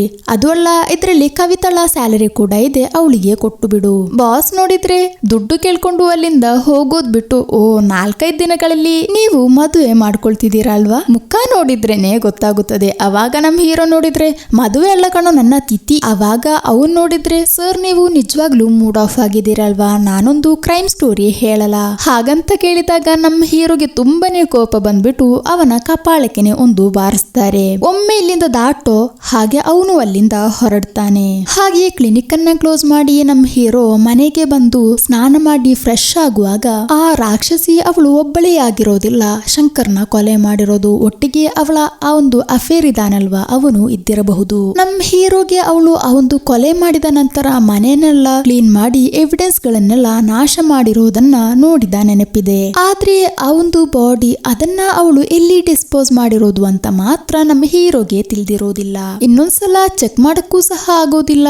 ಕಾರಣ ಆಲ್ರೆಡಿ ಅವಳ ಕಣ್ಣಿಂದ ತೆಗೆದಿರುವ ಆ ಒಂದು ಡ್ರಾಪ್ಸ್ ಮುಗ್ದಿರುತ್ತದೆ. ಆ ಗ್ಲಾಸ್ ಇನ್ನು ವರ್ಕ್ ಆಗೋದಿಲ್ಲ. ಅದು ಮಾತ್ರವಲ್ಲ, ಆ ಬಾಡಿ ಎಲ್ಲಿರೋದು ಅಂತ ಗೊತ್ತಾದ್ರೆ ಪೊಲೀಸ್ಗಾದ್ರೂ ಇನ್ಫಾರ್ಮ್ ಮಾಡಬಹುದಿತ್ತು. ಇನ್ನು ಇವಾಗ ಅದಕ್ಕೂ ಸಹ ಆಗೋದಿಲ್ಲ. ಮಾಧವಿಯ ಆ ಒಂದು ಬಾಯ್ ಫ್ರೆಂಡ್ ಅವಳಿಗೆ ಮುಂಚೆನೆ ಗೊತ್ತಿರುವ ಯಾರಾದ್ರೂ ಆಗಿರಬಹುದಾ? ಹಾಗೆ ಯೋಚನೆ ಮಾಡ್ತಾ ಇರುವಾಗ ಮತ್ತೊಂದ್ ಕಡೆ ಮಾಧವಿಯ ಮನೆಯ ಬಾಗಿಲನ್ನ ಯಾರೋ ತಟ್ಟುತ್ತಾರೆ. ಬಾಗಿಲ್ ತೆರೆದು ನೋಡಿದಾಗ ಶಂಕರ್ದು ತಂದೆ ತಾಯಿಯೇ ಬಂದಿರೋದು. ಮಾಧವಿ ನೋಡಿದ್ರೆ ಬನ್ನಿ ಕೂತ್ಕೊಳ್ಳಿ. ಅವರು ಕೇಳ್ತಾರೆ, ಅಲ್ಲ ಮಗಳೇ, ಬೆಳಿಗ್ಗೆಯಿಂದ ಶಂಕರ್ಗೆ ಕಾಲ್ ಮಾಡ್ತಾ ಇದ್ದೀನಿ, ಆದ್ರೆ ಕಾಲ್ ಸಿಗ್ತಾ ಇಲ್ಲ. ನಿನ್ನ ಫೋನ್ಗೆ ಕಾಲ್ ಮಾಡಿ ಸಹ ಸಿಗ್ತಾ ಇಲ್ಲ. ಅವನು ಇಲ್ಲಿ, ಅದು ಅವರಿದಾರಲ್ವಾ, ಶಾಲೆಯಿಂದ ಏನೋ ಒಂದು ಟ್ರಿಪ್ ಹೋಗ್ಬೇಕು ಅಂತ ಹೇಳಿದ್ರು, ಹಾಗೆ ಹೋಗಿದ್ದಾರೆ. ನನ್ನ ಫೋನ್ ಹೊಡೆದೋಯ್ತು. ಇನ್ನು ಅವ್ರ ಫೋನಲ್ಲಿ ಮೇ ಬಿ ರೇಂಜ್ ಇರೋದಿಲ್ಲ. ಹಾಗೆ ಅವಳು ಹೇಳಿರೋದನ್ನ ಆ ತಂದೆ ತಾಯಿ ನಂಬುತ್ತಾರೆ. ಅದೇ ಸಮಯ ಮತ್ತೊಂದ್ ಕಡೆ ನಮ್ ಹೀರೋ ಇದಾನಲ್ವಾ, ಇನ್ನು ಏನ್ ಮಾಡೋದು ಅಂತ ಗೊತ್ತಾಗದೇ ಇರುವಾಗ ಆ ಒಂದು ಗ್ಲಾಸ್ ನಲ್ಲಿ ಏನೋ ಒಂದು ಪ್ರಾಬ್ಲಮ್ ಕಾಣಿಸುತ್ತದೆ. ಲೆನ್ಸ್ ನಲ್ಲಿ ನೋಡಿದ್ರೆ ಫ್ಲೂಯಿಡ್ ಕೂಡ ಇದೆ. ಹಾಗಾದ್ರೆ ಗ್ಲಾಸ್ ನ ತೊಂದರೆಯಿಂದಲೇ ಬಾಕಿ ಏನು ನಡೆದಿದ್ದು ಅಂತ ಅವನಿಗೆ ನೋಡಕ್ಕಾಗ್ಲಿಲ್ಲ. ಹೀಗೆ ಆಲ್ರೆಡಿ ನಮ್ ಹೀರೋ ತುಂಬಾ ಕೋಪದಲ್ಲಿರುವಾಗ ಹೀರೋಗೆ ಫಂಡ್ ಕೊಟ್ಟವರು ಕಾಲ್ ಮಾಡಿಬಿಟ್ಟು ನನ್ ಕೈಯಿಂದ ಹಣ ಕೇಳ್ಕೊಂಡು ನನಗೆ ಮೋಸ ಮಾಡುವ ಯಾರನ್ನೂ ಸಹ ನನಗೆ ಇಷ್ಟ ಇಲ್ಲ.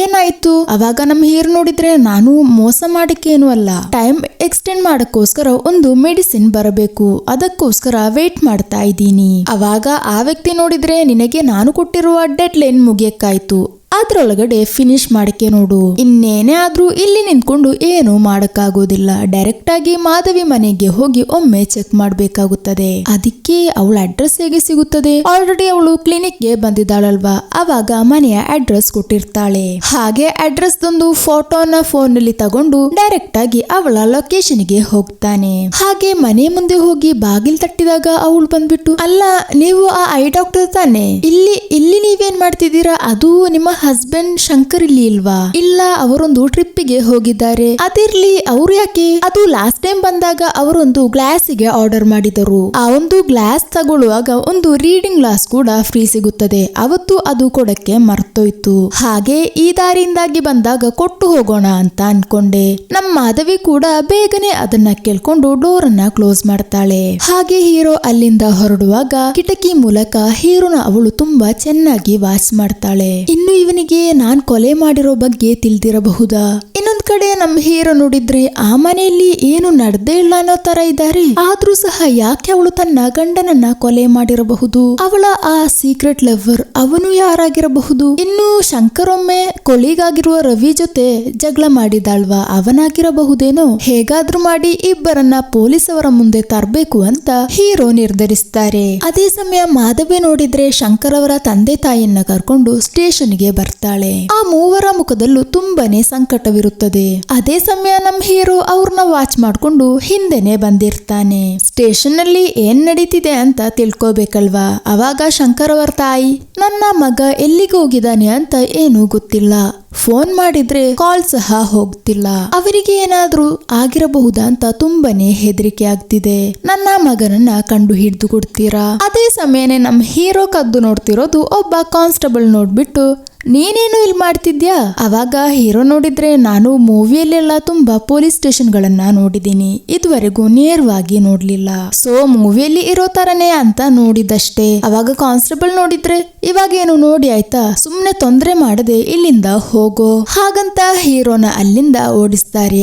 ಅವಾಗ್ಲೇ ಅಲ್ಲಿಗೆ ಆ ಸ್ಟೇಷನ್ ಇನ್ಸ್ಪೆಕ್ಟರ್ ಬರ್ತಾರೆ. ಇನ್ಸ್ಪೆಕ್ಟರ್ ತಾಯಿಯನ್ನ ನೋಡಿದ ತಕ್ಷಣ ಏನಾಗಿರೋದು? ಅವರು ಸಹ, ಸರ್ ನನ್ನ 45 ವರ್ಷದ ಮಗನನ್ನ ಕಾಣೆಯಾಗಿ ಸ್ವಲ್ಪ ದಿನಗಳಾಯ್ತು, ಕಾಲ್ ಕೂಡ ಮಾಡಿದ್ರೆ ಕಾಲ್ ಸಿಗ್ತಾ ಇಲ್ಲ. ಅವಾಗ ಇನ್ಸ್ಪೆಕ್ಟರ್, ನಿಜವಾಗ್ಲೂ ಏನು ನಡೆದಿರೋದು? ಅವಾಗ ಮಾಧವಿ ನೋಡಿದ್ರೆ, ಸರ್ ನಾನ್ ಹೇಳ್ತೀನಿ, 2 ದಿನಗಳ ಮುಂಚೆ ಶಾಲೆಯಿಂದ ಏನು ಟ್ರಿಪ್ ಇದೆ ಅಂತ ಹೇಳಿದ್ರು. ಹಾಗೆ ಮನೆಯಿಂದ ಹೊರಟ ನಂತರ ನಾನು ಸಂಜೆ ಕಾಲ್ ಮಾಡಿ ನೋಡಿದ್ದೆ, ಪಿಕ್ ಮಾಡ್ಲಿಲ್ಲ.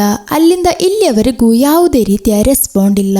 ಅವಾಗ ಎಸ್ಐ ಕಾನ್ಸ್ಟೇಬಲ್ ಜೊತೆ, ಶಂಕರ್ ನಿಜವಾಗ್ಲೂ ಆ ಒಂದು ಟೂರ್ಗೆ ಹೋಗಿದಾನ ಅಂತ ಡೈರೆಕ್ಟ್ ಆಗಿ ಶಾಲೆಗೆ ಹೋಗಿ ತಿಳ್ಕೋಬಾ ಅಂತ ಹೇಳ್ತಾನೆ. ಹಾಗೆ ಕಾನ್ಸ್ಟೇಬಲ್ಸ್ ಶಾಲೆಯಲ್ಲಿ ಇನ್ವೆಸ್ಟಿಗೇಷನ್ ನಡೆಸ್ತಿರೋದನ್ನ ಕೊಳ್ಳೆಗ್ ರವಿ ನೋಡಿದಾಗ ಹೆದರಿ ಅವನು ಎಲ್ಲಿಗೋ ಓಡ್ತಾನೆ. ಇದೆಲ್ಲವನ್ನು ನಮ್ಮ ಹೀರೋ ಬಚ್ಚಿಟ್ಕೊಂಡು ನೋಡ್ತಾ ಇರ್ತಾನೆ. ಹಾಗೆ ಸ್ವಲ್ಪ ಹೊತ್ತಾದ್ಮೇಲೆ ಇನ್ಸ್ಪೆಕ್ಟರ್ ನೇರವಾಗಿ ಮಾಧವಿ ಅವರ ಮನೆಗೆ ಬಂದ್ಬಿಟ್ಟು, ಮಾಧವಿ ಜೊತೆ ನನಗೆ ನಿಮ್ಮ ಜೊತೆ ಕೆಲವು ವಿಷಯಗಳು ಕೇಳಕ್ಕಿದೆ. ಶಂಕರ್ ಅವರ ತಾಯಿ ಕಿಚನ್ ನಲ್ಲಿ ಏನೋ ಕೆಲಸ ಮಾಡ್ತಾ ಇದ್ದಾಗ ನೀವು ಕೆಲಸ ಮಾಡ್ಕೊಳ್ಳಿ, ಈ ಮನೆಯನ್ನು ನಾನು ಫುಲ್ ಆಗಿ ಚೆಕ್ ಮಾಡ್ಕೋಬೇಕು. ಇದು ನೋಡಿ ಹೆದರ್ಬಿಟ್ಟು ತಂದೆ, ಅಲ್ಲ ನಿಜವಾಗ್ಲೂ ಏನಾಗಿರೋದು? ಇನ್ಸ್ಪೆಕ್ಟರ್ ಹೇಳ್ತಾರೆ, ಕೊನೆಯದಾಗಿ ಶಂಕರ್ ಒಂದು ಟ್ರಿಪ್ಗೆ ಹೋಗಿರೋದು ಅಂತ ತಾನೇ ಹೇಳಿದ್ದು. ಶಾಲೆಯಲ್ಲಿ ನೋಡಿದ್ರೆ ಆತರ ಒಂದು ಟ್ರಿಪ್ಗೆ ಯಾರನ್ನೂ ಸಹ ಕಳಿಸ್ಲಿಲ್ಲ. ಕೊನೆಯದಾಗಿ ಶಂಕರ್ ಅವರ ಲೊಕೇಶನ್ ವಿಜಯಗಾದನೆ ತೋರಿಸ್ತಾ ಇದೆ. ಅಲ್ಲ ಮಾಧವಿ, ನಿಮ್ಮ ಮತ್ತೆ ಗಂಡನ ನಡುವೆ ಏನಾದ್ರೂ ಜಗಳವಿತ್ತ? ಅವಾಗ ತಂದೆ ಹೇಳ್ತಾರೆ, ಇಲ್ಲ ಸರ್, ಇವರಿಬ್ಬರ ಮಧ್ಯೆ ತುಂಬಾ ಪ್ರೀತಿಯಿಂದ ಖುಷಿಯಾಗಿದ್ದರು. ಹಾಗಾದ್ರೆ ಇನ್ನು ಶಂಕರ್ಗೆ ಯಾರಿಗಾದ್ರೂ ಶತ್ರುಗಳು ಇದ್ದರ? ಆದ್ರೆ ಏನೇ ಕ್ವಶನ್ ಮಾಡಿದ್ರು ಸಹ ಮಾಧವಿ ಮರಳಿ ಏನು ಹೇಳೋದೇ ಇಲ್ಲ. ಈ ತರ ಬಾಯಿ ಮುಚ್ಕೊಂಡಿದ್ರೆ ಮತ್ತೆ ಹೇಗೆ ಶಂಕರ್ನ ವಾಪಸ್ ಸಿಗುವುದು? ಅವಾಗ ಮಾಧವಿ ನೋಡಿದ್ರೆ ಶಾಲೆಯಲ್ಲಿ ಪ್ರಿನ್ಸಿಪಲ್ ಆಗಿರೋ ಒಬ್ಬ ಹಿಂದಿ ಟೀಚರ್ ಇದ್ದಾನೆ, ಅವ್ರ ಜೊತೆ ಏನೋ ಚಿಕ್ಕ ಜಗಳವಿತ್ತು. ಯಾವಾಗ್ಲೂ ಅವ್ರ ಹೆಸರು ಹೇಳ್ಬಿಟ್ಟು ಸ್ಟ್ರೆಸ್ ಆಗ್ತಿರೋದನ್ನ ನಾನು ನೋಡಿದೀನಿ. ಅವ್ರ ಹೆಸರು ರವಿ ಅಂತ ಏನೋ ಹೇಳಿದ್ರು. ಸರಿ ಆಯ್ತು, ಏನಾದ್ರೂ ತಿಳಿದ್ರೆ ಆವಾಗ್ಲೇ ಹೇಳ್ತೀನಿ ಅಂತ ಇನ್ಸ್ಪೆಕ್ಟರ್ ಅಲ್ಲಿಂದ ಹೊರಡುವಾಗ ಅವ್ರನ್ನ ನೋಡಿದ ತಕ್ಷಣ ಹೆದರಿ ನಡುಗಿಕೊಂಡು ಹೀರೋ ತನ್ನ ಕಾರ್ ಸ್ಟಾರ್ಟ್ ಮಾಡ್ಕೊಂಡು ಹೋಗಕ್ಕೆ ನೋಡುವಾಗ ಒಂದು ಬೈಕಿಗೆ ಗುದ್ದಿ ಹೋಗುತ್ತದೆ. ಅವಾಗ ಬೈಕ್ ಅವನ್ ನೋಡಿದ್ರೆ ನಿನಗೇನು ಕಣ್ ಕಾಣಿಸೋದಿಲ್ವಾ ಅಂತ ಗಲಾಟ ಮಾಡುವಾಗ ಇನ್ಸ್ಪೆಕ್ಟರ್ ಕೂಡ ಈ ಒಂದು ಘಟನೆಯನ್ನ ನೋಡಿರ್ತಾರೆ. ಅವಾಗ ಸ್ವಲ್ಪ ಹೊತ್ತು ಮುಂಚೆ ಹೀರೋನ ಸ್ಟೇಷನ್ ಹತ್ತಿರ ನೋಡಿರೋ ಒಂದು ಕಾನ್ಸ್ಟೇಬಲ್ ಇದಾನಲ್ವಾ, ಅವನ್ ಜೊತೆ ಏನು ಅಂತ ಕೇಳಿ ನೋಡು ಅಂತ ಹೇಳ್ತಾರೆ ಇನ್ಸ್ಪೆಕ್ಟರ್. ಕಾನ್ಸ್ಟೇಬಲ್ ಹೀರೋನ ನೋಡಿದ್ರೆ ತೊಂದರೆಯಾಗುತ್ತದೆ ಅಂತ ಸುಮ್ಮನೆ ಮುಖ ತೋರ್ಸದೆ ನಿಂತಾಗ ಕಾನ್ಸ್ಟೇಬಲ್ ಬಂದ್ಬಿಟ್ಟು ನಿನ್ ಕಾರ್ ತಾನೇ ತಾಗಿರೋದು, ಮುಚ್ಕೊಂಡು ಬೈಕ್ ರೆಡಿ ಮಾಡಕ್ಕಿರೋ ದುಡ್ಡು ಕೊಡೋ ಅಂತ ಹೀರೋ ಕೈಯಿಂದ ದುಡ್ಡು ಕೇಳ್ಕೊಂಡ್ಬಿಟ್ಟು ಆ ಬೈಕ್ ವನ್ನ ಕರ್ಕೊಂಡು ಕಾನ್ಸ್ಟೇಬಲ್ ಅಲ್ಲಿಂದ ಹೋಗ್ತಾನೆ. ಸದ್ಯಕ್ಕೆ ನಮ್ ಹೀರೋ ಬಚಾವಾದ್ರು. ಅದೇ ಸಮಯ ನಮ್ ಅಸಿಸ್ಟೆಂಟ್ ಇದಾನಲ್ವಾ, 2 ದಿನಗಳಾಗಿ ಕವಿತಾಳನ್ನ ನೋಡದೆ ಇದ್ದಾಗ ನೇರವಾಗಿ ಅವ್ರ ಮನೆಗೆ ಬಂದ್ಬಿಟ್ಟು 2 ದಿನಗಳಿಗೆ ಸರ್ ಅವರು ಕ್ಲಿನಿಕ್ ಅನ್ನ ಓಪನ್ ಮಾಡ್ತಾ ಇಲ್ಲ ಅಂತೆ. ಓಪನ್ ಮಾಡುವಾಗ ಕರೀತೀನಿ ಅಂತ ಹೇಳ್ಬಿಟ್ಟು ಇಬ್ಬರ ಸ್ಯಾಲರಿಯನ್ನ ಕೊಟ್ಟಿದ್ದಾರೆ. ಹಾಗೆ ಅಕ್ಕಂದು ಸ್ಯಾಲರಿ ಕೊಡೋಣ ಅಂತ ಬಂದೆ. ಅವಾಗ ಕವಿತಾ ಯಾಕೆ ಕ್ಲಿನಿಕ್ ಓಪನ್ ಮಾಡ್ತಾ ಇಲ್ಲ ಅಂತೆ, ಇದರ ಹಿಂದ್ಗಡೆ ಕೆಲವು ರಹಸ್ಯಗಳಿವೆ ಅಂತ ಹೇಳಿ ಹೂಡಿ ಹಾಕೊಂಡು ಅವನು ಅಲ್ಲಿಂದ ಹೊರಡ್ತಾನೆ. ಇನ್ನು ನಾವು ನೋಡಿರುವ ಆ ಹೂಡಿ ಹಾಕಿದವನು ಇವನೇ ಆಗಿರಬಹುದಾ? ಅದೇ ಸಮಯ ಬೈಕ್ ಕಾರ್ಗೆ ಗುದ್ಬಿಟ್ಟು ರಿಪೇರ್ ಮಾಡಕ್ಕೆ ವರ್ಕ್ ಶಾಪ್ ಗೆ ಬಂದಿರ್ತಾರಲ್ವಾ. ಹೀರೋ ಕಾನ್ಸ್ಟೇಬಲ್ ನ ನೋಡದೆ ತಿರುಗಿ ನಿಂತಾಗ ಚಿಕ್ಕದಾಗಿ ಸೈಡ್ ನಿಂದ ಫೇಸ್ ನೋಡಿದಾಗ ಕಾನ್ಸ್ಟೇಬಲ್ ನಿನ್ನನ್ನ ನಾನೆಲ್ಲೋ ನೋಡಿದ್ದೀನಿ ಆದ್ರೆ ಇಲ್ಲಿ ಅಂತ ನೆನ್ಪಾಗ್ತಿಲ್ಲ.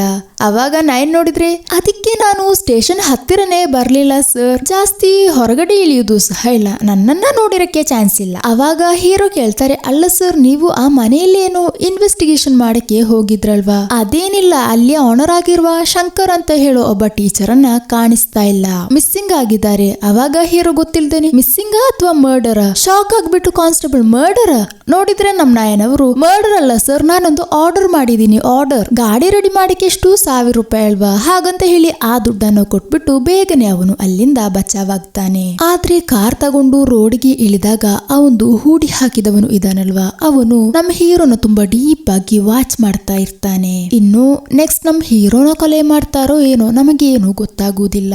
ನೆಕ್ಸ್ಟ್ ಎಪಿಸೋಡ್ ನ ಸ್ಟಾರ್ಟಿಂಗ್ ನಲ್ಲಿ ನಮ್ ಮಾಧವಿ ಇದಾಳಲ್ವಾ, ರಾತ್ರಿ ಎಲ್ಲಿಗೋ ಹೋಗ್ತಾ ಇರ್ತಾಳೆ. ಅವಳು ಎಲ್ಲಿಗೆ ಹೋಗ್ತಿರೋದು ಅಂತ ತಿಳ್ಕೊಳ್ಳೋಕೋಸ್ಕರ ಹೀರೋ ಅವಳಿಗೆ ಗೊತ್ತಿಲ್ಲದೇನೆ ಅವಳನ್ನ ಫಾಲೋ ಮಾಡ್ತಾ ಇರ್ತಾನೆ. ಅವಾಗ ಸಡನ್ ಆಗಿ ನಮ್ ಹೀರೋದು ಫೋನ್ ರಿಂಗ್ ಆಗುತ್ತದೆ. ಈ ಟೈಮ್ ನಲ್ಲಿ ಯಾರೋ ಕಾಲ್ ಮಾಡ್ತಿರೋದು ಅಂತ ಕಟ್ ಮಾಡಕ್ಕೆ ನೋಡುವಷ್ಟರಲ್ಲಿ ಯಾರೋ ಬಂದ್ಬಿಟ್ಟು ನಮ್ ಹೀರೋದು ಪ್ರಜ್ಞೆ ತಪ್ಪಿಸ್ಬಿಟ್ಟು ಎಲ್ಲಿಗೋ ಕರ್ಕೊಂಡು ಹೋಗ್ತಾರೆ. ಇನ್ನು ಮುಂದೆನೆ ಈ ಸೀರೀಸ್ ನಲ್ಲಿರುವ ಒಂದೊಂದು ಟ್ವಿಸ್ಟ್ ಗಳು ರಿವೀಲ್ ಆಗುತ್ತದೆ. ಅದನ್ನ ನಾವು ನೆಕ್ಸ್ಟ್ ಪಾರ್ಟ್ ನಲ್ಲಿ ನೋಡುವ. ಇಲ್ಲಿಯವರೆಗೆ ನಿಮಗೆ ಕತೆ ಇಷ್ಟವಾಯ್ತಂದ್ರೆ ಇವಾಗ್ಲೇ ವಿಡಿಯೋಗೆ ಒಂದು ಲೈಕ್ ಮಾಡಿ. ನೆಕ್ಸ್ಟ್ ಪಾರ್ಟ್ ನೋಟಿಫಿಕೇಶನ್ ಬೇಗನೆ ಸಿಗೋಕೋಸ್ಕರ ಇವಾಗ್ಲೇ ನನ್ನ ಚಾನೆಲ್ಗೆ ಸಬ್ಸ್ಕ್ರೈಬ್ ಮಾಡ್ಕೊಳ್ಳಿ. ಹಾಗಾದ್ರೆ ಅಲ್ಲಿಯವರೆಗೂ ಬಾಯ್.